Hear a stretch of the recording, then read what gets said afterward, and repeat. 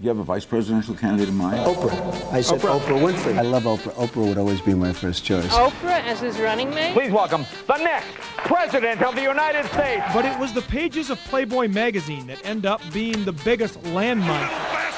He's a Hitler lover. I think we all sort of remember Trump coming down these escalators in 2015 to declare his run for the US presidency. And even though that run was legendary, it was nothing compared to the absolute mayhem of 2000. Adios, amigo. One is somebody that is a member of the Lucky Sperm Club. I give you the Trump House. How do I go about creating the capital that I need to start my business? Need a wealthy guy. I see with none other than my main man. Are these people stiffs or what? Give me a break. Trump is also leaving the Republican Party. So you have an ultra-right and a communist together.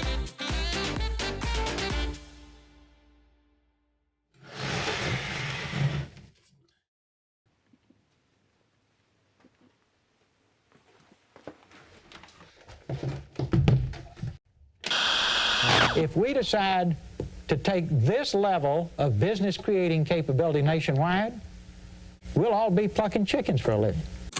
That, my friend, is Texas billionaire Henry Ross Perot, and he was a bit of a madman. For example, near the height of the Vietnam War, he chartered a few commercial airplanes so he could act like Santa Claus by attempting to fly into the capital of the communist North Vietnam to personally deliver Christmas presents to American prisoners of war.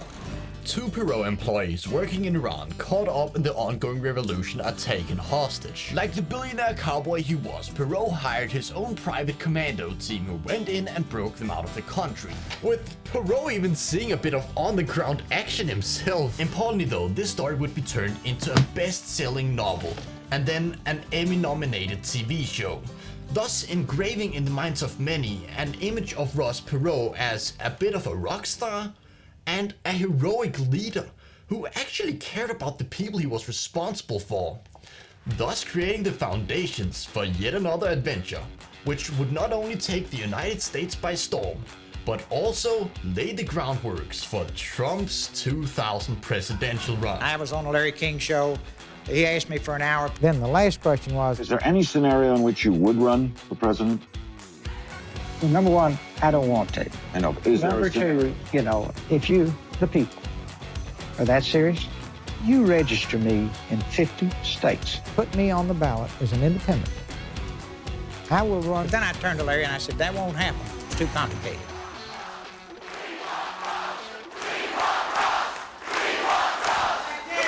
To my amazement, and I guess everybody's amazement, there are people at work in 50 states on their own initiative. See, I'll be in Washington working on plans to fix this thing. And what's more, for a time in the opinion polls, Ross Perot was winning, potentially making him the first independent president since George Washington.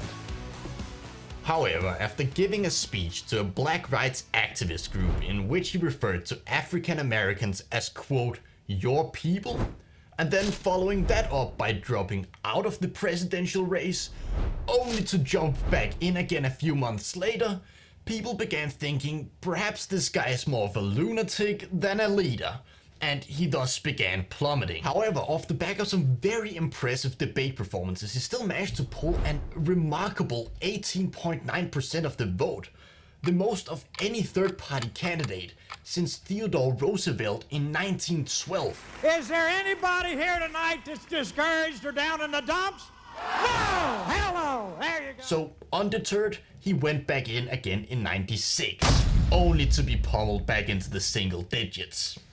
And this is also where Trump starts to enter the picture. See, the Trump of this time period was actually quite different from the politician he would eventually become. See, on economic issues, he was still rather conservative, but on social issues, he was actually decently liberal. I'm very pro-choice. And this is very important because this is also the exact same way that you would describe the politics of Ross Perot. Moreover, in time for the 96 election, Ross Perot had taken his grassroots volunteer organization and turned it into a fully fledged political party known as the Reform Party. And thirdly, but most importantly, There was a widely held belief that, given the fact Ross Perot had at one point led in the opinion polls back in '92, that the people of the United States actually had a hunger for what the Reform Party had to offer, and therefore perhaps they could take it all the way to the White House. Perhaps all that would require would be a few adjustments at the top. Gentlemen, I think we all know why we're here. Now the Reform Party needs a new crazy leader. I am joining as of Monday the Reform Party. Maybe Donald Trump. Yeah, one more thing. The interns under the Donald's desk are gonna be a lot classier than Monica Lewinsky, ladies. Come on. We don't have too much common sense in our government. I get it. We all really want to get to the Donald and the absolute mess he created in 2000. But before we can get to that, there's yet another person that must be introduced. This guy. Little fanfare and few reporters, a former wrestler turned actor, turned radio talk show host, turned himself into a candidate for governor. Ooh, the most beautiful body in professional wrestling. And I got something to talk about. I used to beat Hogan, now I'm going to beat Humphrey and Coleman. We're only averaging like 16% right now. I think I added them all up and I came out at 16.22. New from the Reform Party. It's the new Jesse Ventura action figure. You can make Jesse battle special interest groups. I don't want your stupid money. I was polling 10% statewide. I got in the debates, got in the first debate, and then the meteoric rise started. There was a fella that had 45 points a couple weeks ago. That's a shell game. Don't come across with me on that. Another guy who had 10. Yeah! It was back in '64 that a hero and an idol of mine named Muhammad Ali beat Sonny Liston. He shocked the world. I think it was 1980. We sent a hockey team to the Olympics. A bunch of amateur kids who weren't given a chance. They had to face the Russians who were like professionals. Nobody gave them a chance. And what happened? They shocked the world.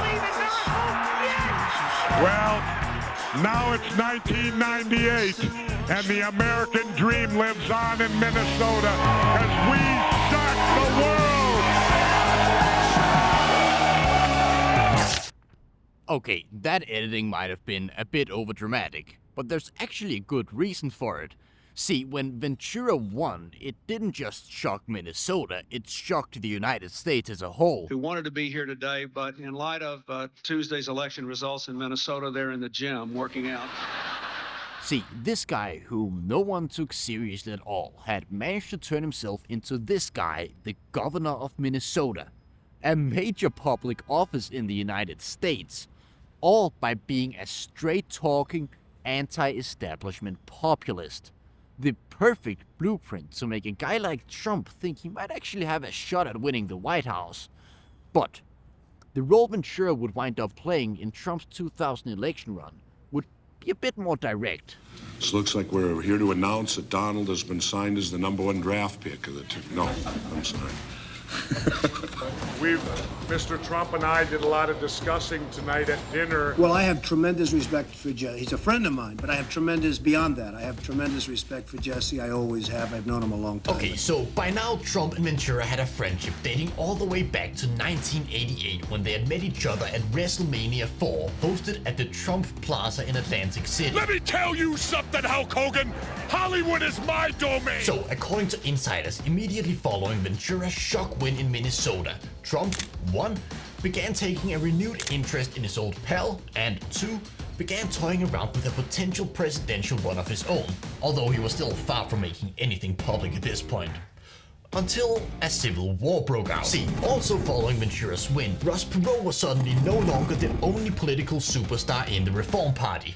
And these being two grown adults in a major political organization, they naturally began fighting like little children, instantly squabbling over stuff such as campaign funds, whose friends got which position in the party, and even over which convention center to use for the 2000 Reform Party National Convention. The convention belongs in Minnesota in the year 2000, there's no doubt about it. Beginning with Washington Post, Tom Edsall had the story yesterday with the headline, "Infighting Threatens the Reform Party." But this, of course, all got dwarfed by the battle for who should run for president.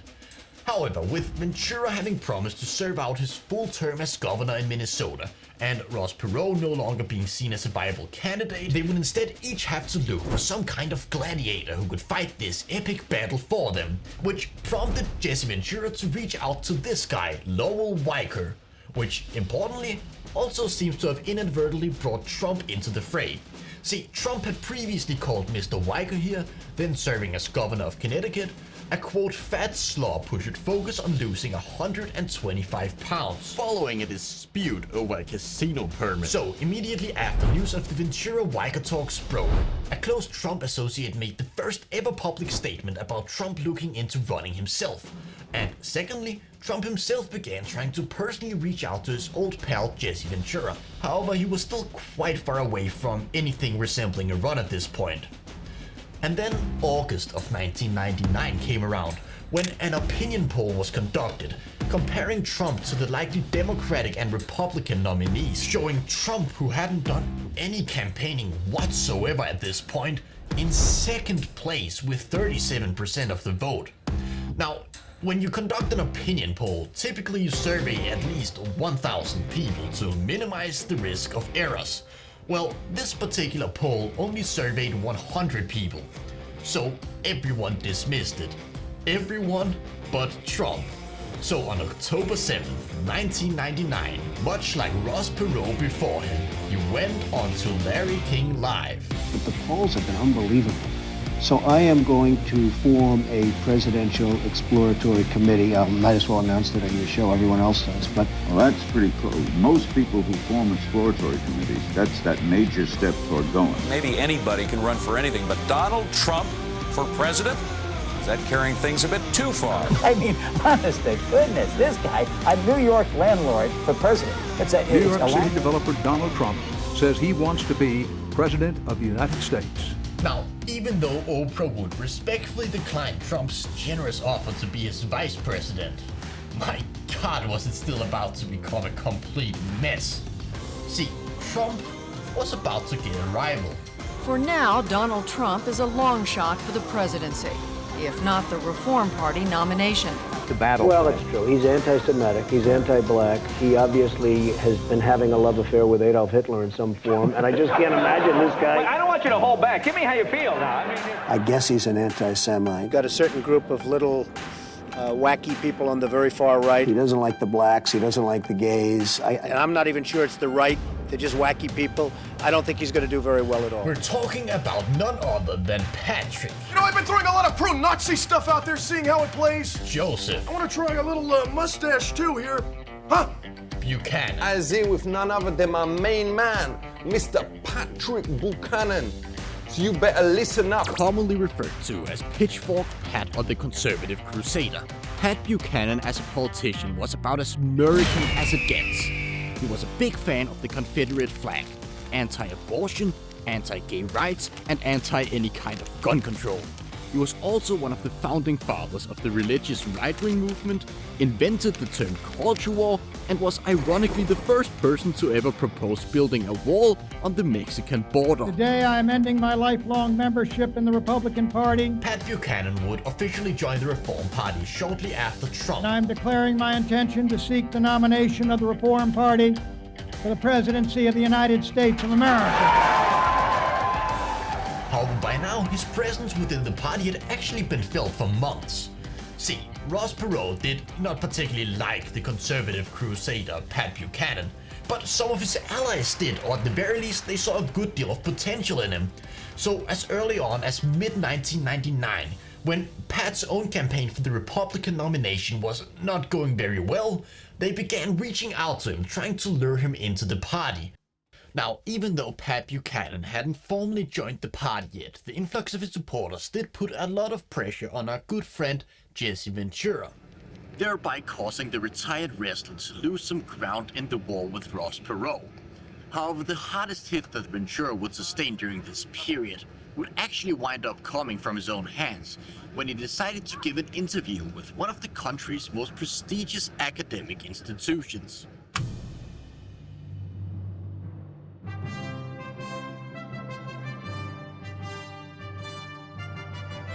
Governor Ventura, someone just dropped Playboy magazine on my desk, and it says here, the next president, Jesse, the interview Ventura. In an interview with this here Playboy magazine, the good governor Jesse Ventura makes bold statements such as organized religion is a sham and a crutch for weak-minded people who need strength in numbers. I have no respect for anybody who would kill himself. Asked about who he thought killed President John F. Kennedy, he answered the US military-industrial complex, as they supposedly believed that Mr. Kennedy was going to pull the United States out of Vietnam, and they wanted to make money. Now, in a country like the United States, all of these statements are considered quite preposterous, and the Kennedy one in particular made quite a lot of people think that perhaps this Ventura fella is a bit insane, and his reputation therefore began dropping like my monocle. This meant that when Trump joined the Reform Party on the side of Jesse Ventura, they were in a tough position and really needed to make something happen. But thankfully for this dynamic duo, Trump had an ace up his sleeve. What's wrong with Pat Buchanan? If it is you versus him, what would be the primary issues? Well, it's pretty obvious, isn't it? I mean, he's obviously in love with Adolf Hitler in some form. Well, for one thing, I'm not in love with Adolf Hitler. Okay, that's a pretty big difference right there. But he's a Hitler lover. This guy's obviously enamored with him. I guess he's an anti-Semite. Pat Buchanan made a massive mistake when in September 1999 he released this book. And it's ridiculous. I mean, what he's saying, Hitler would have never attacked us. Which contained some pretty wild ideas. I think it's the dumbest thing I've ever read. I don't get it. The part that got Pat Buchanan in trouble was when he argued that President Franklin D. Roosevelt should have tried harder to avoid making Hitler angry, so that the US could have stayed out of Europe during World War II. Because that's not our problem. Who really gives a damn? It would be an issue, you'd bring it up. I think Hitler has to be an issue. Certainly it's got to be an issue for some people. I mean, I can tell you one thing, he's not going to raise a lot of money from Jewish folks in New York City. And so for a time that was basically the entire race of the Reform Party nomination. Trump ripping into Pat Buchanan, calling him a Hitler lover, with whatever good reputation the Reform Party still had at this point, slowly but surely being eroded away. Why does Ross Perot all of a sudden look like Abraham Lincoln? Maybe Pat Buchanan just says things that are kind of kooky, and that's why he's being criticized. And then suddenly, out of nowhere, it got weird. See, one day, Pat Buchanan, who liked the Confederate flag and was anti-anything socially left, stumbled upon a black female progressive quasi-communist named Lenora Fulani and was like, we're the perfect match. We should be allies. And she was like, yes. In my high school chemistry class, I learned that one of the basic laws of magnetism is that opposites attract. So you have an ultra-right and a communist together. This is the partnership. Pat Buchanan stands for all the things that black progressives such as myself revile. And I think his choice of a communist was not a good choice. I'm here today to give my endorsement to Patrick Buchanan in his bid for the presidential nomination of the Reform Party. But here must actually show some appreciation for the press, as they were surprisingly better at insulting this duo than even Donald Trump, with multiple journalists comparing this new alliance to the Hitler-Stalin pact of World War II. I want to thank you very much, Lenora, for this endorsement. Welcome aboard. Your pitchfork has been assigned. But to be fair to these two, they did have some things in common. Neither of them liked big multinational corporations, neither of them liked Israel, and I suppose neither of them liked the other two big political parties. And so by now, the Reform Party was a complete and utter mess. Conservatives, conspiracy theorists, and communists all under the same roof. I mean, honestly, when Trump went to a Reform Party meeting and said this... Well, nobody knows what the Reform Party platform is, to be totally honest with you, because He kind of had a point, but thankfully for everyone, Trump was not just going to stand by and watch this once great political movement crumble under the weight of political schizophrenia. So by the time the new millennium rolled around, he was ready to unveil his own grand vision for a unified Reform Party and a new America. And he has a new book out called The America We Deserve. That sounds presidential. Please welcome the next President of the United States. Now, he of course mentions Oprah as his preferred running mate, but he also calls out Muhammad Ali as someone he'd like in his administration, and on top of that, bearing in mind the politician he would eventually become. This is quite the read. But I'm quite liberal and getting much more liberal on healthcare and other things. I really say, what's the purpose of a country if you're not going to have defense and healthcare? Really taxing the rich by a very rich guy. I came out with something that a lot of my rich friends aren't totally in favor of, but it was a 14.25% tax on people with a net worth over $10 million. We would have a boom, a business boom, the likes of which we've never seen. I'm very pro-choice.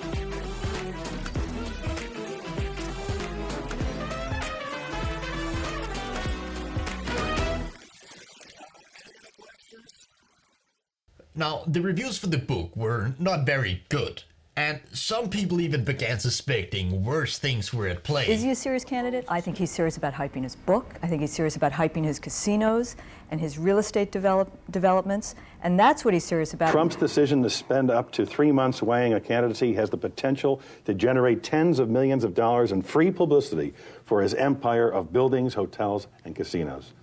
Probably true. Probably true. Is that what you're really after? No, I'm really looking at this very seriously. But whether or not those suspicions are actually true, only Trump can really know. So instead of us sitting here and speculating about that, why don't we take some time to check back in on our good friends Jesse Ventura and Ross Perot. See how they're doing.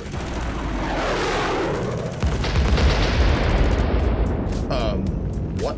Okay, so earlier I mentioned that a civil war had broken out inside the Reform Party. With the headline, "Infighting Threatens the Reform Party." And by now it was basically about to make the entire party implode. And it all went back to 1998, when Jesse Ventura had approached Ross Perot and the National Reform Party, asking them for help in funding his campaign for governor, only to be turned down. I received virtually no help from the National Reform Party when I won this election here. Which naturally created some bad blood. And this was about to come on full display in spectacular fashion at the annual Reform Party National Convention in July of 1999, where, among other things, they had to select a new party chairman, effectively a party leader of sorts. Ventura wanted one guy, Perot wanted some lady, so naturally they settled this disagreement through the age-old democratic tradition of insulting each other over the internet, with Ventura even at one point threatening to leave the party if he didn't get his way, which eventually he did, with Jack Gargan as staunch Ventura loyalist being elected party chairman. Importantly though, this decision would only take effect on January in the year 2000, leaving Team Perot in control of the party for a few more months, which was more than enough time for them to do a few childish things. Most notably, in September of 1999, they decided to change the scheduled location for the 2000 National Convention from Minnesota to California. Which sounds like sort of a whatever thing, who really cares about that? But no, Team Ventura saw this as a power play of the most extreme degree. The convention belongs in Minnesota in the year 2000, there's no doubt. And so in early December 1999, at a small party meeting, they snuck through a sketchy mail-in vote to change the location back to Minnesota yet again, which made Team Perot so unbelievably angry that the matter had to be settled in a court case, which eventually on December 29th, 1999 ruled in favor of Team Perot, thus changing the location back to California yet again. So by the time Trump released this book, the bad blood within the Reform Party was basically at a boiling point. So perhaps Trump pitching himself as this grand unifying leader, he could be exactly what the Reform Party needed to get at the very least a respectable result in the 2000 election. However, any such hopes of Trump coming to the rescue were completely crushed within a matter of days. I think it's despicable. We are going to go into court, federal court, with this as soon as we get the formal decision. Well, I agree 100% with Jesse. It's disgraceful. It's amazing that they can get away with it. The Republicans and Democrats are the ones that, as you know, chose I guess you have 3 members of each, and they're the ones that chose. In a ruling by the Commission for Presidential Debates, it was decreed that in order to qualify, a given candidate must receive at least 15% of the votes in a minimum of 5 national opinion polls, which effectively meant the Reform Party was disqualified, as whatever good reputation they had previously had was by now completely eviscerated by the absolute circus of a civil war going on, this thing, and the insult siesta between Trump and Buchanan. When it comes to comic relief, the Reform Party never lets you down. Add to that public sentiment the inability to participate in these debates. I remind you, both Jesse Ventura and Ross Perot had been polling in the single digits before going into the debates, after which they were of course both catapulted to their immensely impressive election results. And as for the new guys, well, Pat Buchanan was basically a more extreme boomer version of Ben Shapiro, a conservative who had gotten immensely famous displaying his debating abilities, co-hosting the extremely popular debate TV show Crossfire on CNN. And then there's Trump. Do I even need to say anything? It's just awfully good that someone with the temperament of Donald Trump is not in charge of the law in our country. Because you'd be in jail. Secretary Clinton. The Reform Party was devastated. But to be fair to them, you know, thus far I've been treating them as a bit of a joke. And with good reason, I'd say. But you have to give credit where credit is due. And the way they dealt with this potentially life-threatening situation was honestly straight up remarkable.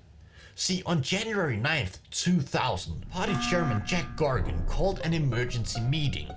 Okay guys, I have the perfect solution for this problem. Yeah? See, to deal with this situation, we should, hold our national convention in Minnesota, baby! Oh God. All right. Jack Gargan having emergency powers meant that he got his way. But this decision would also wind up sending the Reform Party into a straight-up death spiral. See, immediately after, Team Perot struck back by taking party funds to go rent out a convention hall in Long Beach, California, to which Team Ventura retaliated by doing the exact same thing but with Minnesota. However, Trump, in a last-ditch effort to try and restore just a little bit of order to this fractured Reform Party, decided to invite everyone down to his Mar-a-Lago mansion in Florida, where he held a massive party and gave a speech where he talked about himself as a serious candidate, called for this ridiculous infighting to stop, and bashed Buchanan some more. However, it was too little, too late. And the very next day, the entire Reform Party went back to war. The writing, it seemed, was already on the wall, and then on February 6th in the year 2000, the final nail would be hammered into the coffin when a former Grand Wizard of the Ku Klux Klan named David Duke decided he was also going to join the Reform Party in order to support Pat Buchanan. Now, to be fair to Pat, he did not approve of Mr. Duke, but still, And for someone like Jesse Ventura, who was by this point already fed up with the Reform Party, this was simply too much. So on February 11th, he called a press conference in his home state of Minnesota. I'm announcing today, right now, that I am disaffiliating myself from the National Reform Party completely as of this day. I can't stay within a national party that, you know, that could well have Pat Buchanan as its presidential nominee, and now the latest word I hear, he's getting support from David Duke. Well, I can't be part of that, and I won't be part of that.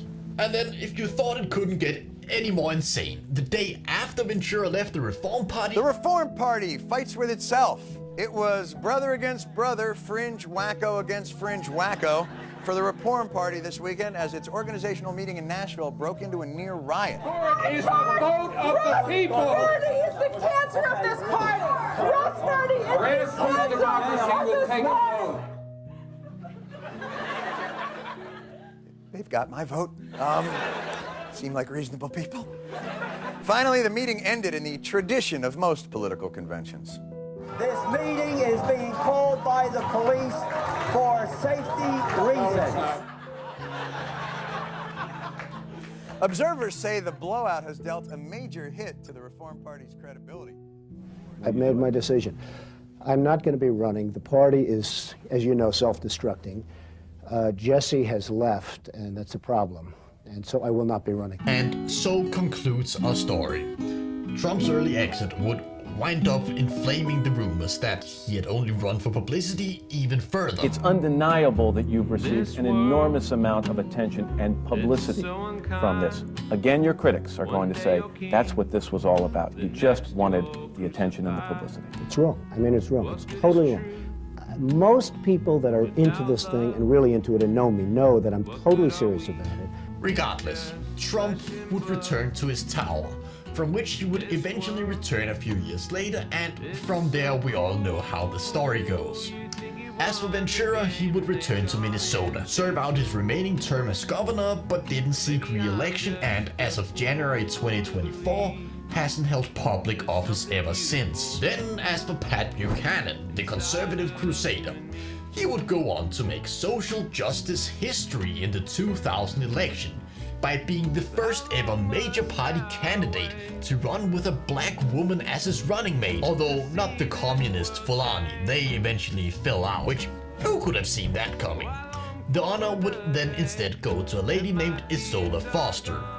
However, this would also be the last election in which the Reform Party could ever be considered a major party, as immediately following the departures of Trump and Ventura, Buchanan went straight to war with everyone left in the party, with things getting so bad that the party would eventually split into two separate parties, each nominating their own candidate, with the Buchanan Party eventually being legally recognized as the official Reform Party. He would then kick off his campaign for president at a Christian college, which up until a few months before that moment had a ban on interracial dating.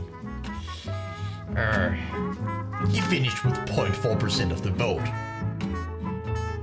What had at one point been the first serious threat to the two major political parties in nearly 100 years had been turned to ashes, a withering abomination, all because of big egos, petty infighting, and a convention center. I mean, at this point, not even Ross Perot could recognize his baby anymore, and would wind up endorsing the Republican nominee, George W. Bush.